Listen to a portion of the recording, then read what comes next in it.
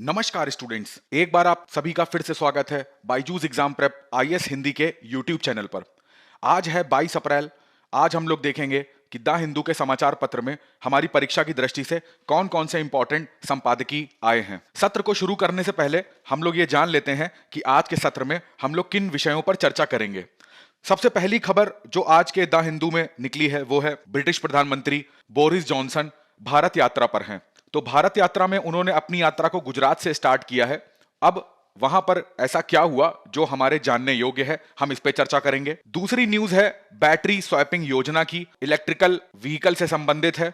नीति आयोग की जो battery swapping योजना है उसमें क्या क्या प्रावधान है। तीसरी जो खबर है वो है शरणार्थी निवारक योजना से संबंधित, किस तरीके से जो शरणार्थी होते हैं उनको एक देश से दूसरे देश जबरदस्ती भेजा जा रहा है बिना उनकी रजामंदी के। अंतिम जो न्यूज रहेगी वो रहेगी चीन की बढ़ती महत्वाकांक्षा।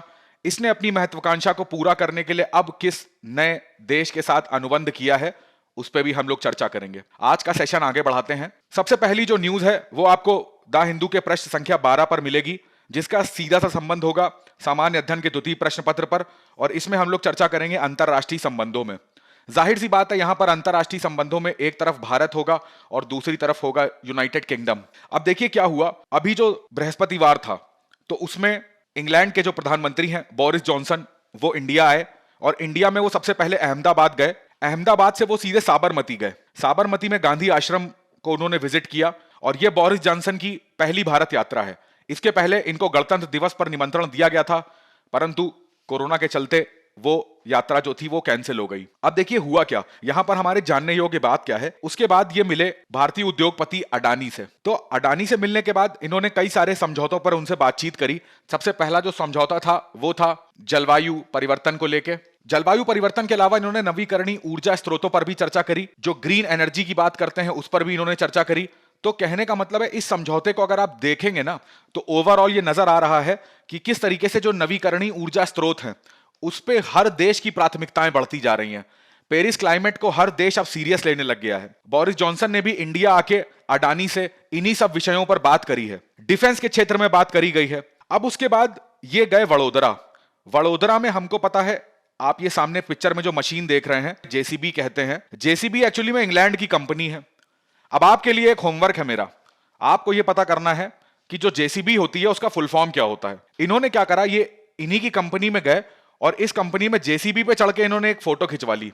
अब ये फोटो काफी वायरल हो रही है। अब आपको पता है हाल ही के दिनों में जो ये जेसीबी है वो किस चीज का प्रतीक बन के उभरी है। तो थोड़ा सा ये मामला काफी कंट्रोवर्शियल हो गया, जिस कारण से इनको बहुत लोग नापसंद भी करने लगे। बहुत लोगों ने इनको ट्रोल करे, नेगेटिव कमेंट भी करे। यहां पर जो इनकी यात्रा का मुख्य बिंदु रहेगा वो रहेगा एफटीए, जो काफी समय से इंडिया और यूनाइटेड किंगडम इस चीज का वेट कर रहे हैं कि कब दोनों देशों के बीच में मुक्त व्यापार समझौता हो। कोशिश पूरी रहेगी कि 2022 के अंत तक आते आते ये समझौता जो है वो पूरी तरीके से हो जाए, जिससे कि दोनों देशों का जो व्यापार है वो बढ़े। अब देखिए जो मुक्त व्यापार समझौता होता है, जो हमारे निर्यात होंगे, चाहे वो भारत के निर्यात हो या वो इंग्लैंड के निर्यात हो, उनको बल मिलेगा। यहां पर अगर बात करी जाए वस्तुओं के निर्यात की या सेवाओं के निर्यात की, तो दोनों निर्यात जो है वो प्रॉफिट में जाएंगे। अब आपको पता है कि भारत जो है वो विश्व में सेवाओं के निर्यात के लिए जाना जाता है, अपनी सर्विसेज के लिए। अर्थव्यवस्था में हम लोग 3 क्षेत्र को पढ़ते हैं, प्राथमिक, द्वितीयक और तृतीयक। तो तृतीयक क्षेत्र में उसमें बहुत सारे रोजगार उत्पन्न होते हैं और जीडीपी में एक बहुत बड़ा योगदान आता है। तो अगर एफटीए जो मुक्त व्यापार समझौता है ये हमारे और इंग्लैंड के बीच में हो जाता है, तो उससे भारत का जो निर्यात है, चाहे वस्तुओं के परिप्रेक्ष्य में कह लीजिए या सेवाओं के परिप्रेक्ष्य में, दोनों ही परिप्रेक्ष्य में बढ़ जाएगा। और ये केवल भारत का ही नहीं, इंग्लैंड का भी रहेगा। तो इस पर पूरी तरीके से जोर रहेगा कि इस बार की उनकी यात्रा में इस समझौते पर कुछ सकारात्मक कदम देखने को मिले। अब जैसा भारत अगर बात करें तो G20 जो ग्रुप है, तो G20 ग्रुप में जो इंग्लैंड है वो भारत का सबसे बड़ा साझेदार है, व्यापारिक साझेदार। G20 ग्रुप का भारत भी हिस्सा है, तो उसमें जितने भी अन्य देश आते हैं तो उसमें सबसे ज्यादा व्यापार जो हम लोग करते हैं वो इंग्लैंड के साथ करते हैं। एक इनके व्यापार पे नजर डाली जाए तो देखिए इंडिया के बारे में ये बोला जाता है कि ये हमेशा सरप्लस रहता है मार्केट। सरप्लस का मतलब होता है इंडिया का जो निर्यात रहता है वो हमेशा इंग्लैंड के निर्यात से ज्यादा रहता है। और ये होती है चीजें जब हमारा जो व्यापार है वो सकारात्मक रूप लेता है, पॉजिटिव वे में रहता है। हम हमेशा मुनाफे में रहते हैं, हम कभी घाटे में नहीं रहते। आप अगर यहां पे देखेंगे तो लाल रंग से ग्राफ में बना हुआ है, वो दिखा रहा है एक्सपोर्ट टू यूके, यानी कि हमने जो निर्यात करी है वस्तुएं। तो हमें हर ग्राफ में आप देखोगे तो जो लाल वाली ग्राफ आपको दिखेगा वो नीले वाले से ज्यादा दिखेगा। ये सीधा सा मतलब ये दिखाता है कि इंडिया से ज्यादा चीजें इंग्लैंड जाती हैं इस चीज की अपेक्षा कि इंग्लैंड से यहां चीजें आती हैं, और वो किसी भी देश के लिए बहुत अच्छी चीज मानी जाती है, उसकी आर्थिक प्रगति के लिए बहुत अच्छा माना जाता है। अब हम लोग बढ़ते हैं अपने अगले न्यूज की तरफ, जो कि आपको पृष्ठ संख्या 16 पे मिलेगी। ये हमारी संबंधित सामान्य अध्ययन तरतीब प्रश्न पत्र से, जिसका सीधा संबंध है ऊर्जा से। अब देखिए हुआ क्या, जो हमारी इलेक्ट्रिक गाड़ियां होती हैं, इलेक्ट्रिक परिवहन होता है, उसको लेके यहां पर नीति आयोग ने एक नई पॉलिसी निकाली है, जिसको ये लोग बोल रहे हैं बैटरी स्वैपिंग पॉलिसी। यानी कि जो बैटरी लगती है इलेक्ट्रिक कारों में, या इलेक्ट्रिक टू व्हीलर की बात करें या थ्री व्हीलर की बात करें, तो उस बैटरी को स्वैप कर सकते हैं, मतलब स्थानांतरित कर सकते हैं, किसी चीज से हम बदल सकते हैं। अमूमन जब भी आप किसी से बात करेंगे, आप उससे बोलेंगे कि भाई हम इलेक्ट्रिक कार लेने जा रहे हैं या इलेक्ट्रिक स्कूटर लेने जा रहे हैं, तो मुख्यतः तीन चिंताएं हर व्यक्ति के मन में आती हैं इलेक्ट्रिक गाड़ियों को लेके, इलेक्ट्रिक वाहन को लेके। पहली चिंता एक ये आती है कि भाई ये कितने ज्यादा महंगे हैं, इनका जो मूल्य है बाजार में आप लेने जाइए तो अगर एक इलेक्ट्रिक टू व्हीलर की आप बात करोगे, दोपहिया वाहन की बात करेंगे, तो वो नॉर्मल जो पेट्रोल की जो मोटरसाइकिल आती हैं उनसे महंगा आपको पड़ेगा। अगर आप कार लेने जाएंगे तो वो नॉर्मल कार पेट्रोल और डीजल की कार से महंगा पड़ेगा।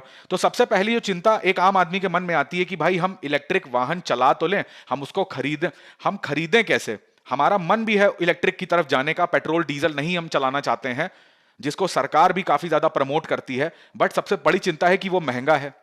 दूसरी बड़ी चिंता आती है कि भाई ये चलेगी कितना। जैसे आप टीवी में ऐड देखते होंगे तो कई मोटरसाइकिल का ऐड आता है कि कितना देती है, उसकी रेंज कितनी है, एक बार अगर हम चार्ज कर लें अपनी गाड़ी को तो वो कितनी दूर चलेगी। तो दूसरी चिंता ये होती है। अब पेट्रोल डीजल में क्या है कि भाई हम रेंज की चिंता इसलिए नहीं करते हैं क्योंकि हम घर से निकले, अभी हमें कितनी भी दूर जाना हो, 100 किलोमीटर, 200 किलोमीटर, 300 किलोमीटर, तो हमको पता है जगह जगह पर पेट्रोल पंप बने होंगे, वहां पर हम अपना ईंधन ग्रहण करवा लेंगे। बट सबसे बड़ी चिंता यहां पर आ जाएगी, इसमें चलेगी कितना। तीसरी जो चिंता है वो चलेगी कितना से जुड़ी हुई है, जिसको बात करते हैं कि भाई चार्जिंग स्टेशन की कमी है, चार्जिंग स्टेशन नहीं है। तो सबसे बड़ी चिंता है कि अब मान लो हम गाड़ी ले भी ली, हमने पैसा दे भी दिया, हमने इसका भी ध्यान नहीं रखा कि ठीक है हमें नवीकरणीय ऊर्जा स्रोत की तरफ चले जाना है, क्योंकि हम बहुत जागरूक इंसान है भारत के, और हम चाहते हैं आने वाली जो पीढ़ी है उसके लिए भी कुछ पेट्रोल डीजल बचा रहे। तो हमने भाई गाड़ी ले ली। अब डिपेंड करता है हम घर से निकले, हमारे क्या, हम जिस शहर में रहते हैं या जिस गांव में रहते हैं उसके कितनी दूरी पर हमको चार्जिंग स्टेशन मिलेगा। तो ये भी सबसे बड़ी दिक्कत आ रही है। तो ये जो तीन चुनौतियां आती हैं इलेक्ट्रिक वाहन के साथ, इन तीनों चुनौतियों का नीति आयोग ने एक समाधान निकाला, और वो समाधान क्या था, वो था बैटरी स्वैपिंग पॉलिसी। अब देखिए बैटरी स्वैपिंग पॉलिसी कैसे इस चीज का समाधान हो गया।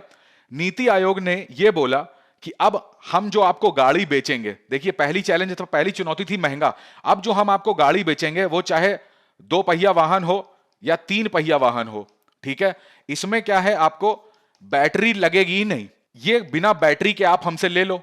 तो बिना बैटरी के, देखिए अब जो इलेक्ट्रिक वाहन होते हैं उसमें मेन खर्चा किस चीज का है, उसमें बैटरी का खर्चा है। लिथियम आयन जो बैटरी उसमें लगती है सबसे ज्यादा महंगी वही आती है, तो उसमें आधी से ज्यादा कीमत की तो बैटरी लगी हुई है। तो सरकार ने यह कहा कि अब एक योजना निकालेंगे कि गाड़ी में से बैटरी ही हटा देंगे। तो जब बैटरी हटा देंगे तो वो गाड़ी जो है वो सस्ती हो जाएगी, सस्ती हो जाएगी तो लोग उसको खरीदेंगे। अब चलेगी कितना, चलेगी वो इतना कि जैसे उसमें आप बाहर से बैटरी खरीद के आप डलवा लीजिए। अब वो बैटरी मान लीजिए 100 किलोमीटर चलती है, तो 100 किलोमीटर चलने के बाद अब क्या होगा, जहां पर भी चार्जिंग स्टेशन बने होंगे वहां पर आप इसको जाइए, और जाने के बाद ये जो पुरानी बैटरी है जो आपकी पूरी तरीके से डिस्चार्ज हो चुकी है, जो खत्म हो चुकी है, उसको इस पुराने स्टेशन में जाके दे दीजिए और नई बैटरी इनसे वापस ले लीजिए। नई बैटरी अपनी गाड़ी में लगाइए और फिर यात्रा अपनी प्रारंभ कर दीजिए। इससे देखिए हुआ क्या, इससे आपका समय बच गया। अब कोई भी इलेक्ट्रिक वाहन होगा, अगर उसमें कितनी भी फास्ट चार्जिंग की टेक्नोलॉजी आप यूज करेंगे तो उसमें वो मिनिमम 2 से 3 घंटे तो लेगा ही चार्ज होने में। जब बहुत ज्यादा फास्ट चार्जर का यूज करा तब भी 1 से 1.5 घंटे तो वो आपके लेगा ही। अब आपको कहीं पर इमरजेंसी है, कोई घर में कुछ समस्या हो गई है, कहीं पे भी किसी के यहाँ मिलने जाना है, कुछ ऐसी बात है।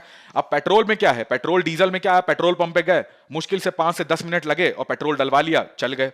अब यहां पर 1 से 1.5 घंटे भी अगर खड़े रहना पड़ रहा है तो ये हमारे बहुत बड़ा हमारा समय जो है वो बर्बाद हो रहा है। तो इस बर्बादी को बचाने के लिए सरकार ने ये बोला कि भाई आपको बैटरी चार्ज करने की आवश्यकता ही नहीं है, आप सीधे क्या करो, चार्जिंग स्टेशन में जाओ, अपनी जो पुरानी बैटरी है आपकी जो डिस्चार्ज हो चुकी है उसको निकाल को दे दो, नई बैटरी लगा लो और अपनी यात्रा प्रारंभ कर दो। तो इससे देखिए ये जो प्रॉब्लम थी इनसे कहीं ना कहीं एक सोल्यूशन ऐसा निकाला गया कि भाई बैटरी की जो स्वैपिंग व्यवस्था है वो इस तरीके की रहेगी। तो आप ऐसे अपनी बैटरी को क्या कर सकते हो, स्वैप कर सकते हो। तो वही मैंने ये पूरी जो थ्योरी थी आपको सिंपल शब्दों में बताने की कोशिश करी है। अब देखिए इसमें सरकार जैसे हम लोगों के साथ ये कर रही है कि भाई जो ग्राहक है जो बैटरी के व्हीकल लेना चाहता है जो, तो उसको प्रमोट कर रही है। तो सरकार तो चाहती है कि भाई जितना लोग अपने पेट्रोल डीजल की कारों से किस में स्विच कर जाएं, उसमें किससे स्थानांतरित हो जाएं, इलेक्ट्रिक वाहन में। तो वो इस चीज को प्रमोट कर रही है। तो केवल और केवल उपभोक्ता के लिए ये स्कीम नहीं है। जो उत्पादक हैं यानी कि जो इलेक्ट्रिक वाहन बनाने वाली जो कंपनियां हैं उनके लिए भी सरकार ने क्या बोला है कि भाई आप इलेक्ट्रिक वाहन को बनाइए। उनको प्रोत्साहित करने के लिए क्या करेगा सरकार, क्या कर रही है, सब्सिडी देगी। आपका जो भी जीएसटी आएगा उसको हम कम कर देंगे। दोनों पक्ष यानी कि उत्पादक के लिए भी और उपभोक्ता के लिए भी, दोनों के लिए सरकार ने ये स्कीम जो है वो चलाई है। अब देखिए यहां पर आप बात करेंगे, आप बोलेंगे कि ठीक है बैटरी हम बदल लेंगे, हम नई बैटरी ले लेंगे, मगर उसके लिए भी तो चार्जिंग स्टेशन होने चाहिए ना। बिल्कुल सही बात है। तो तभी सरकार ने क्या बोला कि भाई ये जो योजना है ये पूरी तरीके से हम अभी एक साथ लॉन्च नहीं करेंगे, हम इसको क्या करेंगे चरणबद्ध तरीके से शुरुआत करेंगे।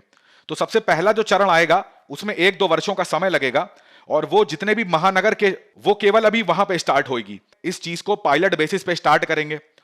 फिर धीरे धीरे 1-2 वर्षों के बाद उन जैसे राज्यों की राजधानियां हो गई या जो केंद्र शासित प्रदेश हो गए, तो यहां पर अगले 3 से 4 वर्षों में यह स्कीम जो है वहां पे अप्लाई करी जाएगी। तो इस तरीके से चरणबद्ध तरीके से यह स्कीम अप्लाई होगी। इसके साथ एक चीज और ध्यान रखिएगा, इलेक्ट्रिक वाहन की जब भी बात चलेगी ना तो 2 योजनाएं जरूर ध्यान रखिएगा। एक है ई अमृत पोर्टल। अब चूंकि अभी हम लोगों ने इंग्लैंड वाला आर्टिकल पढ़ा था कि बोरिस जॉनसन यहां पर आए हुए हैं, तो उसी से संबंधित यह है कि यह नीति आयोग की बात करें प्लस यूके की बात करें। नीति आयोग इंडिया की तरफ से और यूके इन दोनों का संयुक्त रूप से यह पहल है ई अमृत पोर्टल। आप घर पे अपने मोबाइल में लैपटॉप में जरूर इस पोर्टल को डालिएगा, गूगल पे ई अमृत पोर्टल उसको देखिएगा। ई अमृत पोर्टल में क्या है, जैसे आपको पता है कि कॉप 26 हुआ था, कॉप 26 हुआ था ग्लासगो में, तो वहीं पर इस पोर्टल की शुरुआत करी गई थी। इस पोर्टल को जैसे ही आप खोलेंगे ना तो इलेक्ट्रिक वाहन के बारे में ए से लेकर जेड तक सारी सूचनाएं आपको मिल जाएंगी। जैसे इलेक्ट्रिक जो वाहन होते हैं उसको खरीदना है तो वहां पे सारी डिटेल आपको मिलेगी, कहां से आप खरीद सकते हो। इलेक्ट्रिक वाहन है वो आप क्यों रखो, उससे फायदे क्या क्या हैं, उसकी इंफॉर्मेशन आपको वहां पे मिलेगी। कहां कहां पर चार्जिंग स्टेशन भारत भर में है वो सारी इंफॉर्मेशन पता लगेगी। तो कहने का तात्पर्य यह है कि ई अमृत पोर्टल में इलेक्ट्रिक वाहन से जुड़ी बेसिक से लेकर एडवांस तक सारी सूचनाएं आपको यहां पर जरूर मिल जाएंगी। तो इसका ध्यान रखिएगा। कभी भी इलेक्ट्रिक व्हीकल पे, इलेक्ट्रिक वाहन पे प्रश्न आएगा तो भारत के संदर्भ में आप इस योजना को जरूर लिखेंगे। दूसरी जो योजना है वो फेम है, FAME, फेम। यह भी योजना इलेक्ट्रिक गाड़ियों से संबंधित है। तो ये 2 योजनाएं आप ध्यान में रखिएगा। एक यहां पर वर्ड यूज हुआ है बैटरी एज ए सर्विस। अब देखिए बैटरी एज ए सर्विस का सीधा सा मतलब यह होता है कि हमारी बैटरी खत्म हुई, हम चार्जिंग स्टेशन में गए, वहां से हमने नई बैटरी ले ली और जो पुरानी वाली बैटरी थी या जो खत्म हो चुकी बैटरी थी वो हमने दे दी। तो अब ये बैटरी को एज ए ये क्या हो जाएगी, सर्विस, यानी कि सेवा क्षेत्र में आ गई ये चीज। कैसे आ गई, हमारे घरों में सिलेंडर यूज होता है, गैस सिलेंडर। तो जब गैस सिलेंडर खत्म होता है तो हम अपने जो पास के डीलर को फोन करते हैं, फोन करके अपनी बुकिंग कराते हैं कि भाई हमारा गैस सिलेंडर खत्म हो गया, हमको सिलेंडर दे जाओ। वो हमारे घरों में आता है और सिलेंडर देता है, पुराना वाला सिलेंडर वापस लेता है, चला जाता है। तो एक तरीके से वो सेवा दे रहा है कि नहीं दे रहा है। तो यही बैटरी एज ए सर्विस की बात हो रही है। यहां पे कंपनी अपनी ओर से बैटरी स्वैपिंग की सुविधा खुद देगी। तो जब वो सुविधा दे रही है तो इसका थोड़ा बहुत चार्ज ग्राहक से लेगी, क्योंकि आपको बिना बैटरी का अगर 2 पहिया वाहन या तिपहिया वाहन मिल रहा है तो वो ऑलरेडी इतना सस्ता है। अब यहां पर जो निर्माता है वो क्या कर रहे हैं कि 2 टाइप में, यानी कि एक तो हो गया फिक्स्ड बैटरी है या रिमूवेबल, मतलब उसको निकाल सकते हो आप, या तीसरा तरीका है कि जो लीज पर ले लो। आप गाड़ी को खरीदो मत, आप किराए पे गाड़ी ले लो। तो किराए पे आप गाड़ी ले लोगे तो आपको जो गाड़ी की पूरी कीमत है उसका भुगतान करना नहीं पड़ेगा। तो इसमें 40% यानी कि अप्रोक्सीमेटली आधे से थोड़ा कम कीमत पे आप इलेक्ट्रिक वाहन को खरीद सकते हैं या उसके ओनर बन सकते हैं। अब यहां पे खरीदने का मतलब ये नहीं है कि आपका ये हमेशा के लिए हो गया, आपने उसको लीज पे लिया है तो लीज खत्म होने के बाद आपको वो आप वाहन वापस करेंगे तो आपका जो भी किराए को काट के पैसा है वो वापस कर दिया जाएगा। तो ये पूरी जो कहानी थी वो बैटरी स्वैपिंग पॉलिसी से संबंधित थी। अगली जो सूचना है वो हमारी पृष्ठ संख्या 8 पर आपको मिलेगी, सामान्य अध्ययन द्वितीय प्रश्न पत्र से संबंधित है और यह भी अंतरराष्ट्रीय संबंध से जुड़ी हुई घटना है। आपने खबरों में पढ़ा होगा, पिछले 3-4 दिन से इसके बारे में बार बार न्यूज आ रही है। जो यूनाइटेड किंगडम है, इन्होंने क्या करा, इन्होंने एक देश है अफ्रीका का युगांडा, युगांडा के साथ इन्होंने एक समझौता कर लिया। युगांडा को इन्होंने बोला कि भाई हम आपको 120 मिलियन पाउंड इतना पैसा देंगे। किस चीज के लिए? कि अब जो भी इंग्लैंड के अंदर शरणार्थी आएंगे, ठीक है, उन शरणार्थियों को आपको हम प्लेन के जरिए आपकी कंट्री में, आपके देश में वापस भेज देंगे, आप उनको अपने पास रख लेना। इंग्लैंड में रिफ्यूजी आते हैं अवैध तरीके से, तो उनको इंग्लैंड जो है वो क्या करना चाह रहा है, अपने देश में नहीं रखना चाह रहा है, उनको वो बोल रहा है कि आप वापस जाइए, और वापस कहां जाइए? युगांडा में भेज दे रहा है। तो ये इनके बीच में एक डील भी साइन हो गई है। अब जैसे मानव अधिकार की बात कर लें तो मानव अधिकार परिषद जो है, या विश्व में बहुत सारे ऐसे देश हैं जो इस डील को मानव अधिकार के विरुद्ध उल्लंघन बता रहे हैं। अब इंग्लैंड से यह पूछा गया कि भाई आपने रवांडा को ही क्यों चुना? ऐसी क्या खास बात है कि आप रवांडा ही भेज रहे हो? तो ऐसा नहीं था कि इन्होंने रवांडा को चुना। इन्होंने क्या करा था कि पहले अल्बानिया जो देश है, अल्बानिया, ठीक है, याद रखिएगा, अल्बानिया देश, घाना, इनसे भी बात करी थी, मगर इन्होंने, इनकी बातचीत यहां सफल नहीं हो पाई। इन्होंने युगांडा से बात करी, युगांडा इस चीज को तैयार हो गया कि ठीक है, आपके यहां जो भी शरणार्थी आएंगे आप मेरे यहाँ भेज दीजिएगा। प्लस ये भी देखिए, इसलिए इन्होंने यहां भेज दिया। अब देखिए, ह्यूमन राइट के तो विरुद्ध है ही। अब ये ऐसा उदाहरण जो देखने को मिला, ये पहली बार नहीं मिला है। अगर इसके उदाहरण में आप देखोगे ना, तो इजराइल की बात कर लें या ऑस्ट्रेलिया की बात कर लें, तो इजराइल ने क्या करा था, इजराइल ने भी 2014 और 17 के बीच में एक समझौता करा था, किसके साथ? रवांडा के ही साथ कर दिया था। ऑस्ट्रेलिया ने पपुआ न्यू गिनी के साथ ये समझौता करा था इसी टाइप का। तो उसमें भी इन्होंने क्या करा था कि शरणार्थियों को पपुआ न्यू गिनी जो है वो उस देश में वापस से स्थापित कर दिया। तो ये भूमिका थी इसकी। अब देखिए हुआ क्या है ना, कि यहां पर मैंने आपको ये चीज बता दी है। यूके की 2012 में एक पॉलिसी यूके ने अपने देश में चलाई थी जिसको बोलते हैं हॉस्टाइल इन्वायरमेंट पॉलिसी। इसमें यह था कि कोई भी गलत तरीके से व्यक्ति जो है वो इंग्लैंड में आएगा ना, तो उसको देश में रहना इतना कठिन कर दो कि वो स्वयं ही देश छोड़ के चला जाए। ये इनकी पॉलिसी है। शरणार्थी होते कौन है? शरणार्थियों का अगर शाब्दिक अर्थ मैं आपको बताऊं कि इसका मेन अर्थ क्या होता है, तो इसका अर्थ होता है शरण में उपस्थित। तो अगर आपकी शरण में कोई आया है तो वो क्यों आया होगा? वो जिस देश में रहता है वहां पर इतनी सुख सुविधाएं नहीं है, वो अल्प विकसित देश है, इस वजह से वो अपना विकास करने के लिए प्लस अपने परिवार का विकास करने के लिए वो किसी और देश में पलायन कर जाता है। दूसरा कारण ये हो सकता है कि भाई जाति को लेके, धर्म को लेके, या उसकी जो मान्यताएं हैं, उसके जो विचार हैं, उसका सम्मान नहीं होता उसके देश में, या उसको अपमान सहना पड़ता है ना, या प्रताड़ना मिलती है उस देश में, इसलिए उसने अपना देश छोड़ के वो दूसरे देश में शरण में जाते हैं। तो जो मानवाधिकार परिषद की अगर आप बात करोगे ना, तो वो शरणार्थी की जो परिभाषा है वो यही बताता है कि भाई जाति को लेके, धर्म को लेके, या अपने विचारों को लेके, लिंग को लेके, भाषा को लेके, जिनके साथ भी उनके देश में प्रताड़ना होती है, तो वो अपना देश छोड़ के किसी और देश में शरण में जाते हैं, उनको शरणार्थी कहते हैं। तो इनको शरण देने से कोई मना नहीं कर सकता। मैंने आपको बताया कि इस जो इनकी योजना है इसमें लिखा हुआ है कि जितना संभव हो सके उनके लिए कठिन बना दो। तो ये करना एक अपराध माना जाता है। कैसा अपराध माना जाता है? जो हमारी संयुक्त राष्ट्र की शरणार्थी संधि है, उसमें जो आर्टिकल 31 का 1 है वो यही कहता है कि किसी भी देश में अवैध रूप से देश में प्रवेश करने वाले किसी व्यक्ति को दंडित नहीं करा जाएगा। भाई आप उसे पनिशमेंट मत दो। एक तो वो पहले से ही किसी प्रताड़ना का शिकार है इसलिए वो आपके देश में आया है, दूसरा आपने उसके लिए जो वहां पर पर्यावरण ऐसा बना दिया है कि अब वो वहां पे भी नहीं रह पा रहा है, तो इसको दंड देने के समतुल्य ही समझा जाता है। अब ये जो संयुक्त राष्ट्र शरणार्थी संधि 1951 है, ये क्या है? ये मैंने आपको बताया ना कि शरणार्थियों की परिभाषा क्या होती है ना? तो इस टाइप की एक बहुपक्षीय संधि है। भारत इसका मेंबर नहीं है, भारत इसका हस्ताक्षरकर्ता नहीं है। तो ये इस संधि का अनुच्छेद 31 है, याद रखिएगा, इंपॉर्टेंट है। जब आप उत्तर लेखन करेंगे या निबंध लेखन करेंगे तो उसमें ऐसे फैक्ट के साथ आप आंसर करेंगे तो आपका आंसर बहुत अच्छा हो जाएगा। इसी के साथ साथ एक और आर्टिकल की बात करते हैं कि मानवाधिकारों पर जो सार्वभौम घोषणा है, universal declaration of human right, उसका आर्टिकल 14 बहुत इंपॉर्टेंट है। उसमें यह कहा जाता है कि भाई जो पीड़ित व्यक्ति है, जैसे हमारे मौलिक अधिकार होते हैं, तो जो पीड़ित व्यक्ति है, पीड़ित व्यक्ति का मतलब है कि जो शरणार्थी है, ये उसका अधिकार है, ये उसको अधिकार दिया गया है कि वो शरण मांग सके। किस चीज का अधिकार? शरण मांगने का अधिकार। जो यहां पर इंग्लैंड कर रहा है वो इन दोनों अनुच्छेदों को खंडित करता है, इन दोनों अनुच्छेदों को वायलेशन है। आर्टिकल 31 को वो इस वायलेट ऐसे करता है कि भाई इंग्लैंड जानबूझकर उनके लिए ऐसा कर रहा है कि भाई उनको प्रतिस्थापित कर रहा है, दबाव उन पे बना रहा है कि आप मेरे देश से चले जाएं, तो एक तरह से उनको दंडित कर रहा है। दूसरा, जो उनका आर्टिकल 14 है, यानी कि जो उनका अनुच्छेद 14 है, जो उस व्यक्ति का अधिकार है, वो तो उसको मिल ही नहीं रहा। अब देखिए, अगर मैप में आप देखो ना, तो यहां पर आपको मिलेगा यूनाइटेड किंगडम और यहां पर आपको मिलेगा रवांडा।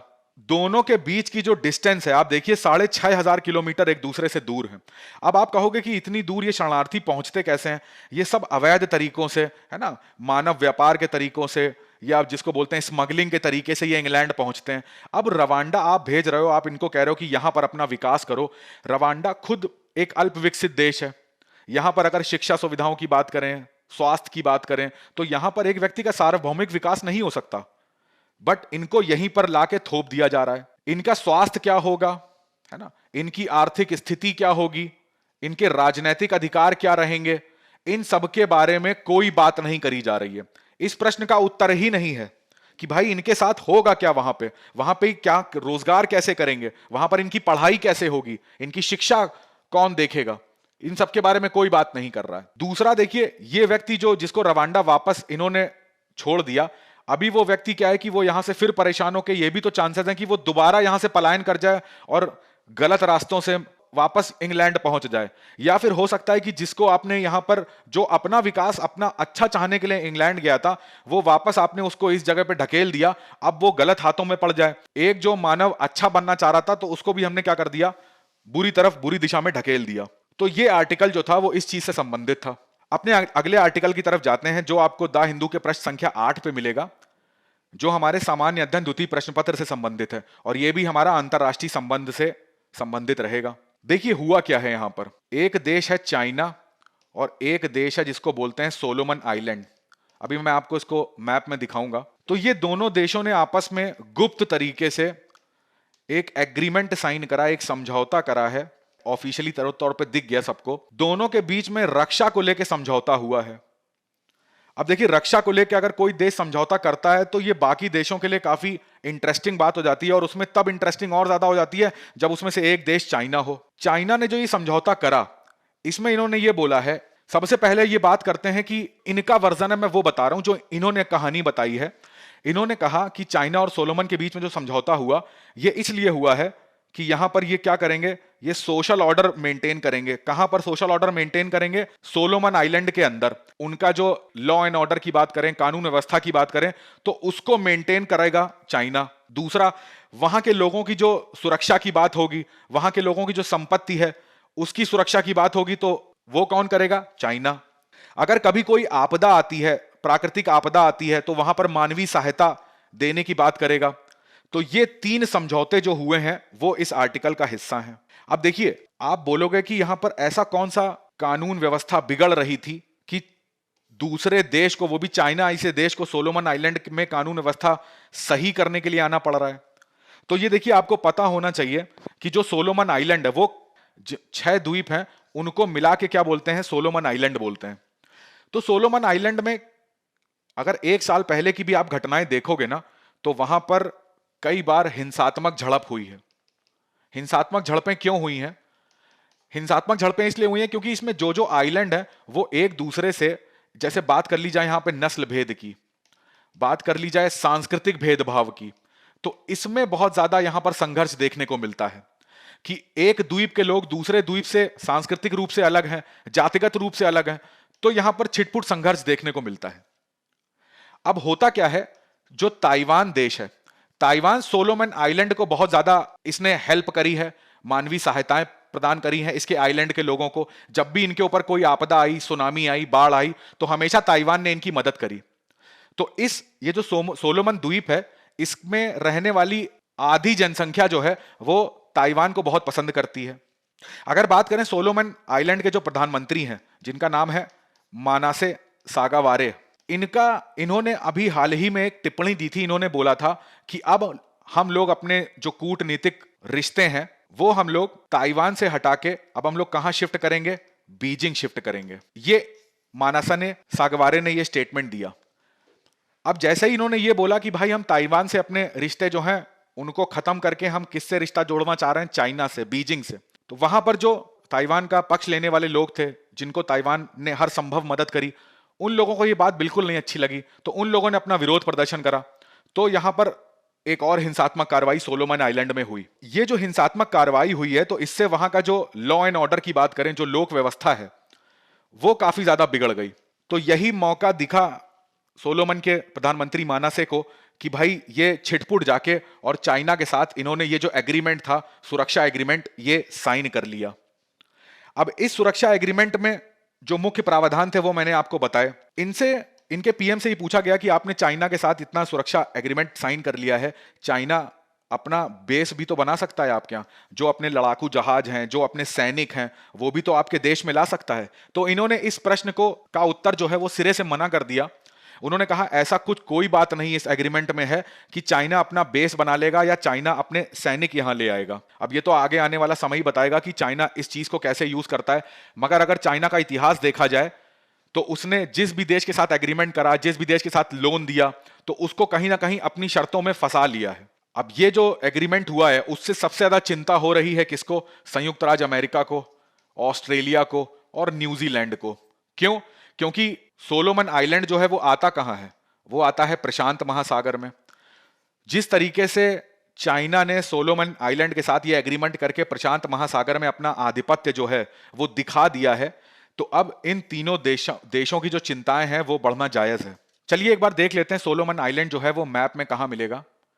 मैंने आपको जो चीजें बताई हैं वही यहां पर लिखी हुई हैं, तो आप इनको पढ़ सकते हैं। जो मुख्य मुख्य बातें हैं मैं कोशिश करता हूं कि वो आपको बता दूं। अब देखिए, अमेरिका ने यहां पर एक स्टेप ये चला है कि अमेरिका जो दूतावास है वो अमेरिका चाहता है कि वो सोलोमन आइलैंड पे खोलने पर उस पर विचार कर रहा है। देखिए, ये विश्व का मानचित्र है। यहां पर आपको ऑस्ट्रेलिया मिलेगा और ये है सोलोमन आइलैंड। सोलोमन आइलैंड की स्थिति आपको देखने को मिल रही है, ये हमारा प्रशांत महासागर है। ये जो ऊपर देश है यही है पपुआ न्यू गिनी, जो मैं आपको बता रहा था कि जहां पर ऑस्ट्रेलिया ने अपने शरणार्थियों को भेजने के लिए इनसे भी संधि करी थी और इनको पैसे दिए थे। यहां पर आपको न्यू सेलेडोनिया आइलैंड मिलेगा, जो फ्रांस की, जो इसको बोलते हैं ना कि ओवरसीज टेरिटरी है। यहां पे आपको किरीबाती मिलेगा, ये फिजी मिलेगा। तो ये पूरा क्षेत्र जो आप देखोगे ये द्वीप समूह के फॉर्म में आपको दिखेगा। अब देखिए, आपके लिए एक काम है, आपको ये करना है। ये एक बहुत इंपॉर्टेंट चीज मैं आपको बता रहा हूं।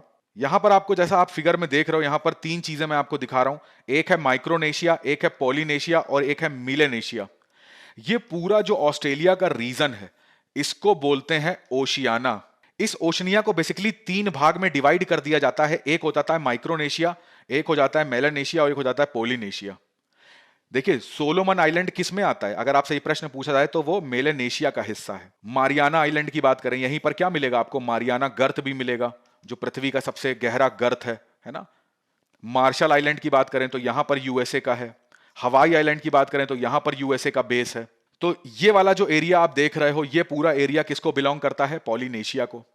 सबसे बड़ा इन दोनों में कौन सा है? अगर देखने पे देखें तो पॉलिनेशिया सबसे बड़ा है।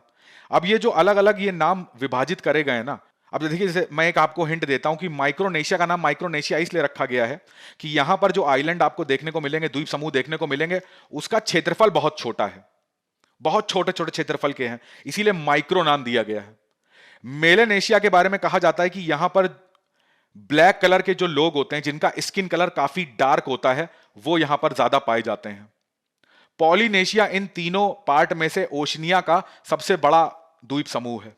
तो सोलोमन आइलैंड कहां पर आता है? मेलेनेशिया में आता है। इस चीज को ध्यान रखिएगा। अब देखिए, चाइना की बात कर रहे थे तो मैंने आपसे बोला था कि चाइना का इतिहास ये रहा है कि वो जिसको भी लोन देता है, जिसको भी ऋण देता है या जिसके साथ भी संधियां करता है, बाद में उसको अपने ऋण जाल में किसी तरीके से फंसा के और उसकी जमीन हथियाने की प्रयास करता है। तो ये एक मानचित्र जिसमें ये बताया गया है कि जो सबसे ज्यादा डार्क आपको रेड में दिखेंगे, वहां पर उन्होंने चाइना से सबसे ज्यादा लोन दिया है। तो पूरे अफ्रीका महाद्वीप पे अगर नजर डालो तो इसमें आपका 60 to 70% देश ऐसे हैं, 60 से 70%, जो चाइना से या तो उन्होंने बड़ी मात्रा में लोन लिया है या छोटी मात्रा में, मगर लोन लिया जरूर है। कुछ ही देश ऐसे बचेंगे जिन्होंने, अफ्रीकन देश ऐसे हैं जिन्होंने चाइना से पैसा नहीं लिया। अब जो डार्क रेड से आपको दिख रहे हैं, ये पोर्शन ऐसा है चाइना का, अफ्रीका का, ये इसमें से आने 15 से 20% जो देश हैं अफ्रीकी महाद्वीप के, ये पूरी तरीके से चाइना के ऋण जाल में, गिरफ्त में आ चुके हैं। केनिया हो गया, तंजानिया हो गया, तो ये अंगोला हो गया। तो ये मानचित्र हमको ये बताता है कि चाइना की जो दूरदृष्टि है, जो चाइना की मंशा रहती है, किसी की मदद करने के पीछे उसकी जो मंशा रहती है, उसको उजागर करता है। अब मुख्य प्रश्न पर नजर डाल लेते हैं। सबसे पहला यहां पर जो मुख्य प्रश्न आ रहा है वो आ रहा है, इलेक्ट्रिक वाहनों की तरफ झुकाव न केवल आर्थिक और पर्यावरणीय रूप से व्यवहार है, बल्कि भारत की विदेश नीति में बदलाव लाने की क्षमता रखता है। इस पर चर्चा करना है। दूसरा प्रश्न जो है वो है, संयुक्त राज्य अमेरिका चाइना के रूप में एक आगामी खतरे का सामना कर रहा है, जो तत्कालीन सोवियत संघ की तुलना में कहीं अधिक चुनौतीपूर्ण है। इसको भी आपको एक्सप्लेन करना है। दोनों चीजों के बारे में मैंने आपको पर्याप्त रूप से डेटा बताया है। इसमें आपको फेम योजना के बारे में जरूर लिखिएगा, ई अमृत पोर्टल के बारे में लिखिएगा, बैटरी स्वैपिंग के बारे में लिखिएगा, और भी आपको जो योजनाएं पता है उनके बारे में लिखिएगा। संयुक्त राज्य अमेरिका में जो चाइना है, जिस तरीके से चाइना प्रशांत महासागर की बात करें, हिंद महासागर की बात करें, हम्बन टोटा हो गया, सोलोमन आइलैंड तो अभी लेटेस्ट एग्जांपल है, सीपैक की बात करें, तो इन सारी चीजों को जिस तरीके से उभर रहा है वो आप यहां पर मेंशन करेंगे। देखिए, आपके लिए एक टारगेट, जो लोग इस बार प्रीलिम्स दे रहे हैं तो उनके लिए टारगेट प्रीलिम्स 2022 का जो सेशन है वो स्टार्ट करा गया है। ये एक निशुल्क क्रैश कोर्स होगा, ठीक है। इस 27 अप्रैल 2022 को प्रतिदिन ये आपका क्रैश कोर्स स्टार्ट होगा। सुबह 10 बजे से दोपहर 12 बजे तक डेली यूट्यूब में इसकी क्लासेस चलेंगी, तो आप इसको देख के इसका पूरा पूरा फायदा ले सकते हैं। आज के लेक्चर में बस इतना ही। मैं आशा करता हूं कि आपको जो मैंने चीजें समझाई हैं सरल भाषा में वो अच्छे से समझ में आ गई होंगी। कोई भी यदि प्रश्न आपके मन में है तो आप मेंटरशिप पे कॉल करके जरूर उस प्रश्न को पूछिएगा। अगर आपको आज का वीडियो अच्छा लगा है तो प्लीज उसको लाइक करिए, अपने मित्रों के साथ शेयर करिए और चैनल को जरूर सब्सक्राइब करिएगा। पढ़ाई करते रहिए, स्वस्थ रहिए, अपने परिवार का ध्यान रखिए। मिलते हैं अगले सत्र में, तब तक के लिए बहुत बहुत धन्यवाद।